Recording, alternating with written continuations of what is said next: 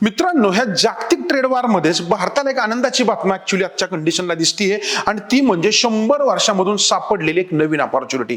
याच्या आधी 1914 मध्ये हे झालं होतं. आता गोष्ट आहे टंगस्टन. ऍक्च्युली टंगस्टनची जे काही धातू आहे तो आधी इंग्रजांना सापडला होता भारतामध्ये 100 वर्षापूर्वी, ज्याच्यापासून त्यांनी काही हत्यारं बनवली होती. आणि आताच्या कंडिशनला जी काही गोष्ट होतीये ज्याच्यामुळे भारतातील इलेक्ट्रॉनिक्स सेक्टरला खूप मोठा दिलासा मिळतोय, कारण आता जे काही आपल्याला साठे सापडलेत ज्यामुळे भारताची 80% गरज भागणार आहे.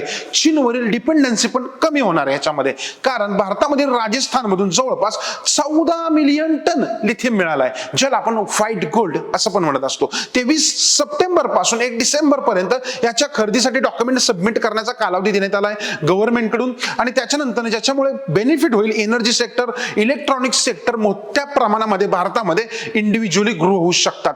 त्याचबरोबर इतर जागांचा पण आसपास शोध चालू आहे, ज्यामुळे आणखीन जॉब निर्माण होतील. देशाचा सगळ्यात मोठा इम्पोर्ट खर्च कमी होईल, भारतीय कंपन्यांची इतर देशांवरील डिपेंडन्सी कमी होईल आणि आत्मनिर्भर भारत जे म्हणतो त्याचा आपल्याला बेनिफिट होईल.